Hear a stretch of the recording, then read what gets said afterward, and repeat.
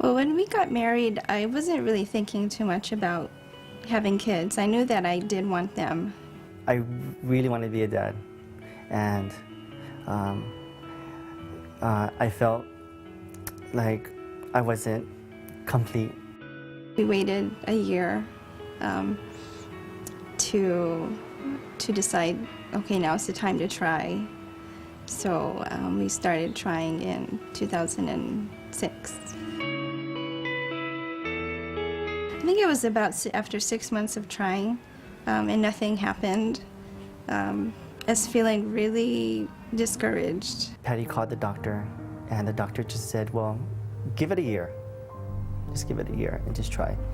And so, after the 7th, 8th month, and then here comes a year, nothing's happening.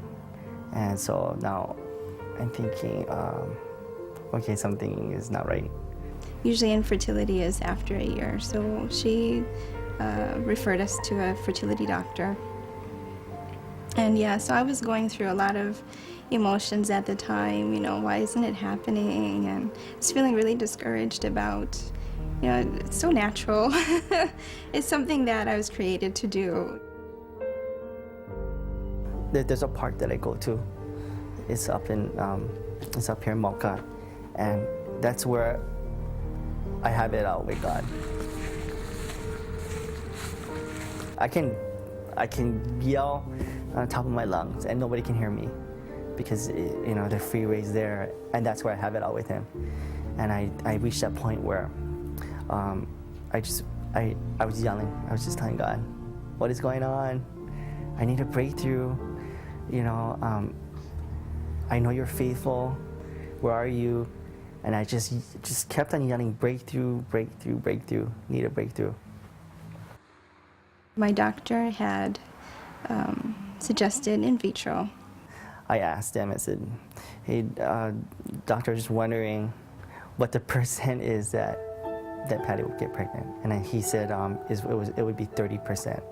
But when he said 30%, I really just thought, it's over. Well, it was the same questions. It was basically like, why is this happening to us? And I thought it would be so easy, why can't it happen now? And, so all those things were kind of coming into my mind. And so I always had to remember that, God is faithful, and He does give us the desires of our heart. So I just kind of dwelled on that, and that actually helped to give me some strength. In 2007, I had my own painting business.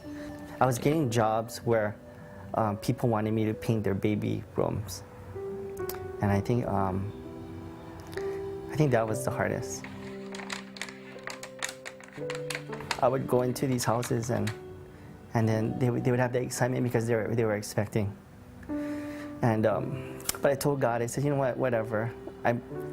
Every baby room that I'm gonna do it for free. Because I don't have a child. I don't know what it feels like. But I'm just gonna go and do these jobs. I'm gonna do it for free, and I'm gonna just pray over these rooms. And so for that year, I did a couple baby rooms, and I said, okay, God, I'm just gonna dedicate it to You. And I'm gonna just trust in You, even if I feel like nothing's happening. So we decided to do the in vitro procedure, and I had to take somewhere up to like 15 shots a day. So I went back in after 2 weeks, and nothing happened. The doctor said, okay, let's stop the shots, and we'll just hold everything off right now. I think it was about a month and a half or so that I found out that I was pregnant.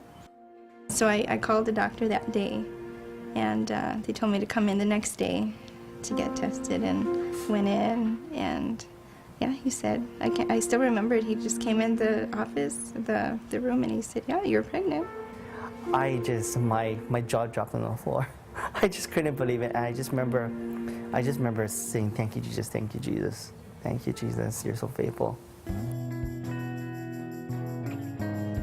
This is Mila,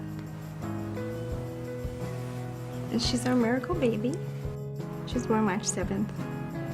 We always pray for her and that God would protect her and that she would grow into a woman of God. And I think our prayers changed. Yeah. It's more like, no matter how much she's crying and she's fussy, we know that God gave us His child and we can do it. So now it's like, okay, God, we know you can do it because you gave us His child. You installed us this because you knew that we could do it. So God is faithful. He's faithful.